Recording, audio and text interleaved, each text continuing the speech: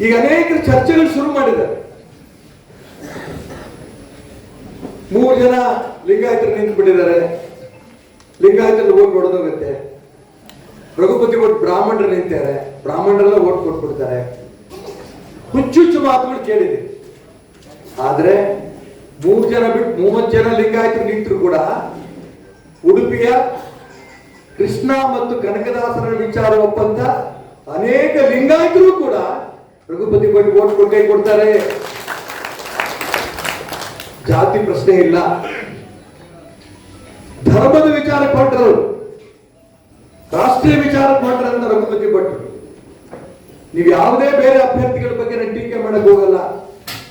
ಅಲ್ಲೆಲ್ಲೋ ಒಂದ್ ಕಡೆ ಸ್ವಲ್ಪ ಜಾತಿ ಕಾಣುತ್ತೆ. ಆದ್ರೆ ರಘುಪತಿ ಭಟ್ ಹತ್ರ ನಾನು ವೈಯಕ್ತಿಕವಾಗಿ ಅವ್ರ ಜೊತೆಗೆ 15-20 ವರ್ಷ ವಿಧಾನಸಭೆಯಲ್ಲಿ ಕೆಲಸ ಮಾಡ್ತಿರ್ಬೇಕಾದ್ರೆ ನೋಡಿದ್ದೀನಿ. ಜಾತಿಯನ್ನು ನೋಡದೇ ಇರೋಂಥ ವ್ಯಕ್ತಿ ರಘುಪತಿ ಭಟ್. ಹಾಗಾಗಿ ನಾನು ಇಡೀ ವಿಧಾನ ಪರಿಷತ್ತಿನ 5+1 ಜಿಲ್ಲೆಯ ಪದವೀಧರನ್ನು ನಾನು ಪ್ರಾರ್ಥನೆ ಮಾಡ್ತೇನೆ. ಯಾವ ಜಾತಿ ಅಂತ ನೋಡಬೇಡಿ, ಲಿಂಗಾಯತರು, ಬ್ರಾಹ್ಮಣರು, ಹಿಂದುಳಿದ ಸಮಾಜನೋ, ಮುಂದುವರೆದ ಸಮಾಜನೋ, ದಲಿತರು, ಗೊತ್ತಿಲ್ಲ.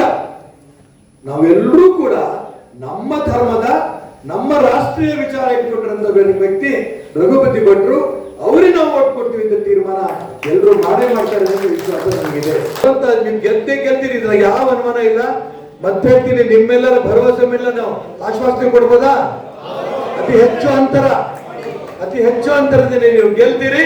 ಗೆದ್ದ ನಂತರ ಶಿವಮೊಗ್ಗ ಜಿಲ್ಲೆಯು ಕೂಡ ಹೆಚ್ಚಿನ ಅನುದಾನವನ್ನು ಕೊಡಬೇಕು ಅಂತ ಹೇಳ್ತಾ ಮತ್ತೆ ಇವರಿಗೆ ನಮ್ಮೆಲ್ಲ ಕಾರ್ಯಕರ್ತರ ಪರವಾಗಿ, ಬರೀ ಶಿವಮೊಗ್ಗ ನಗರ ಅಲ್ಲ, ಇಡೀ ಜಿಲ್ಲೆಯ ಕಾರ್ಯಕರ್ತರ ಪರವಾಗಿ ಅವ್ರಿಗೆ ಆಶ್ವಾಸನೆ ಕೊಡ್ತೇನೆ.